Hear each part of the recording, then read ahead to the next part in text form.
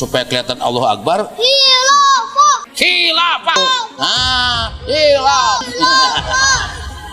Kita tidak ingin mewariskan negara ini tercapek-capek oleh pergerakan-pergerakan seperti itu kepada anak-anak kita, generasi kita.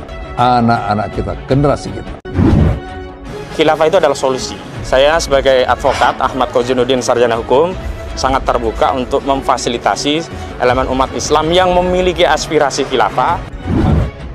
Khilafah adalah ajaran Islam dan karena itu kami datang itu untuk menjelaskan bagaimana urgensi khilafah. Kita bisa melihat dengan nyata apa yang terjadi di berbagai belahan Jazirah Arab. Tumbuhnya berbagai pergerakan radikal sungguh menyengsarakan semua pihak. Yang harus kita waspadai adalah ideologi transnasional cenderung semakin meningkat, memasuki berbagai lini kehidupan masyarakat dengan berbagai cara dan berbagai strategi. Dia bergerak dengan cara menyembunyikan diri. Siapa yang menjadi unsur-unsur yang terpengaruh? Melalui ASN. Maka hari ini saya sampaikan di depan Pak Gubernur, kalau ada ASN di Jawa Tengah, boh itu guru atau yang lainnya, dia berpandangan khilafah, saya sarankan kepada Pak Gubernur, ganti, copot, pecat. Kenapa? Karena itu nggak sesuai dengan Pancasila. Kita para pejuang khilafah dianggap tidak ada apa-apa, tidak dianggap ada pengaruh. Saya pastikan di dunia hari ini nggak ada satupun negara yang sukses dan hari ini eksis dengan menerapkan konsep khilafah. Kita bisa berdebat soal itu. Jadi kalau negara tadi menerapkan Islam secara kafah tentu ya, secara komprehensif. Yang kedua negara tadi mengemban dakwah Islam, ya itulah khilafah. Hari ini apakah ada negara yang mengemban dakwah Islam? Ya nggak ada. Yang menerapkan Islam ya nggak ada. Makanya hari ini memang tidak ada khilafah. Tapi percayalah itu tidak ada sistem itu. Sistem itu bebas. Tidak ada yang dicontohkan oleh Al-Quran, tidak ada yang dicontohkan oleh Nabi. Oke, negara khilafah itu. Pola beragamanya Ahlus Sunnah, tetapi pandangan bernegaranya khilafah. Dan ini yang paling menipu. Insya Allah nanti kalau saya bertemu saya akan menjelaskan mana sistem-sistem dari khilafah yang baku, mana yang itu memang istihadiyah. Sebenarnya yang paling ideal tinggal di Indonesia siapa? Ahlus Sunnah dan dia Pancasila. Kalau ketuhanan yang Maha Esa masih berperan di hati kami, semuanya melekat pada diri kami, maka kita wajib menghormati nilai-nilai dari kesaktian Pancasila.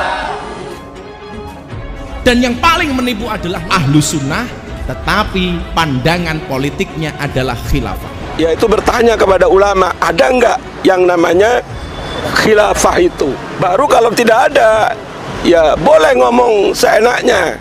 Jadi kalau konsep khilafah, saya mengatakan saya setuju dengan Kiai Ma'ruf Amin. Konsep khilafah di Indonesia bukan ditolak, tapi tertolak.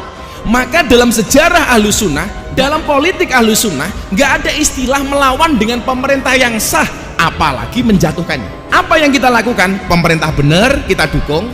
Pemerintah salah, kita kritik. Tentunya mengkritik dengan cara yang baik. Hari ini banyak orang kemudian pengen mau mengingatkan pemerintah, tapi dengan cara yang kurang baik. Saya menantang untuk debat konsepsi mengelola negara, konsepsi mengatur negara dalam perspektif demokrasi dan dalam perspektif khilafah Islam yang dipahami umat Islam dan kaum muslimin. Sekarang ini kalau ada datang ke saya atau saya diundang bertaruh, kalau ketemu ada. Nggak ada. Saya ingatkan, targetnya mengganti ideologi Pancasila dan menuju kepada pemerintahan khilafah. Maka bangunlah kewaspadaan. Jangan kita menyesal. Kita sadar setelah semuanya rata, tidak ada gunanya. Sungguh tidak ada gunanya. Sebelum lanjut videonya, jangan lupa like video ini dan subscribe channel ini, serta nyalakan lonceng notifikasinya untuk mendapatkan fakta harian terbaru dari kami selanjutnya. Terima kasih. Ketika isu khilafah ini dibiarkan dan semakin merajalela, kemungkinan besar banyak daerah akan menyatakan pisah dari Negara Kesatuan Republik Indonesia. Apakah ini yang kita mau, saudara-saudara? Saya kira baik itu masyarakat, pemerintah, dan juga aparat TNI Polri tidak boleh diam.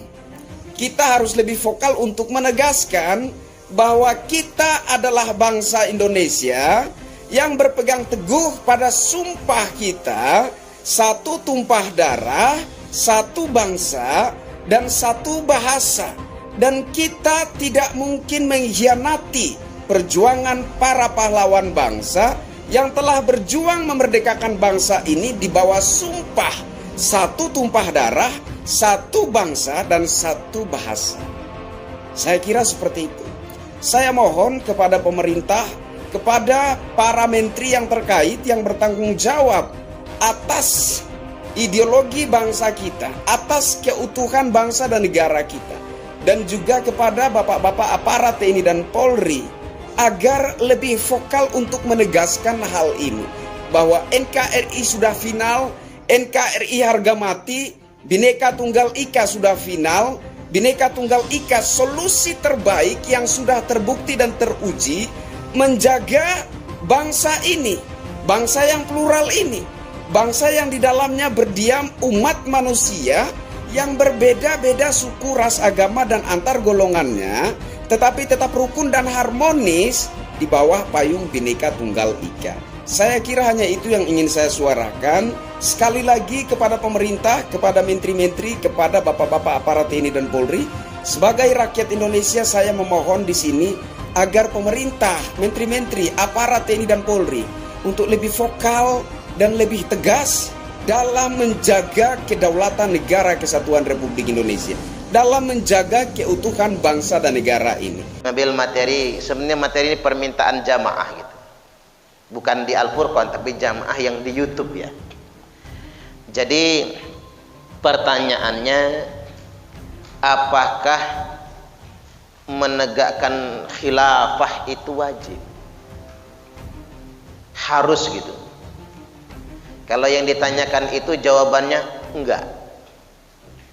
Tidak ada satupun perintah dalam Quran maupun hadis yang memerintahkan menegakkan khilafah. Enggak ada. Satu pun enggak ada ayatnya. Satu pun tidak ada hadisnya. Jadi kalau Bapak Ibu berjuang menegakkan khilafah, mubazir. Mubazir sekali. Enggak ada pahala. Bahkan bisa berdosa kalau dengan berjuang menegakkan khilafah merusak negara sendiri. Kayak ISIS. ISIS kan mendeklarasikan khilafah, tapi negaranya rusak. Irak dan Suriah dosa mereka semua. Itu penjahat itu. Bapak-bapak mau negakkan khilafah enggak kira-kira? Subhanallah. Ini harus disampaikan soalnya materi-materi kayak gini. Ini ilmu ini, biar enggak dikibulin orang kita ini Bapak Ibu. Ini ilmu ini. Orang tuh kalau ngomongin agama ya belum tentu bener kan. Hanya kita akhirnya masuk kemana-mana nggak jelas.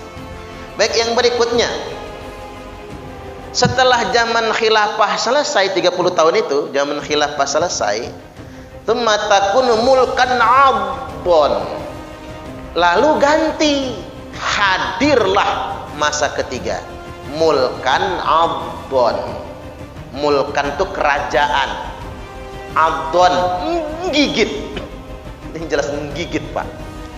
Makanya kalau kita ini cuma nak bahas dari terjemahannya saja bingung. Pemerintahan gigit apa? Emang rajanya tukang gigit itu maksudnya? Gigit itu bahasa sekarangnya apa? Absolut. Bahasa sekarangnya monarki absolut. Loyalitas semuanya pada raja. Jadi nggak ada yang bisa ngelawan raja. Kalau Indonesia ini kan demokrasi Pak, bukan kerajaan. Kalau kerajaan tuh dia raja, tidak ada anggota dewan yang ngingetin dia, nggak ada. Dia yang nentuin semua. Itu namanya raja kan. Dan kerajaan itu bayangkan Bapak Ibu, berapa abad ya? Masuk ke Turki Utsmani itu 3 abad. Berarti Pak di atas 10 abad zaman kerajaan itu. Nah kalau kerajaan itu nggak sesuai dengan sistem Islam dan haram, masuk neraka semua dong. Orang selama 11 abad itu, penuh neraka itu. Semua orang masuk neraka, penuh Pak, penuh. Makanya mohon maaf yang ngotot-ngotot khilafah yang katanya demokrasi haram. ikut nyoblos masuk neraka itu, emang dia Tuhan tah? Jadi zaman demokrasi itu adalah zaman takdir dari Allah, nggak bisa ditolak. Udah belum pemilihan RT-nya? Udah ya. Subhanallah, itu resiko konsekuensi demokrasi pemilihan RT itu. Dapat apa jalani? Seneng milih, nggak seneng golput gitu. Atau nggak seneng semua nyalon sendiri kalau dipilih.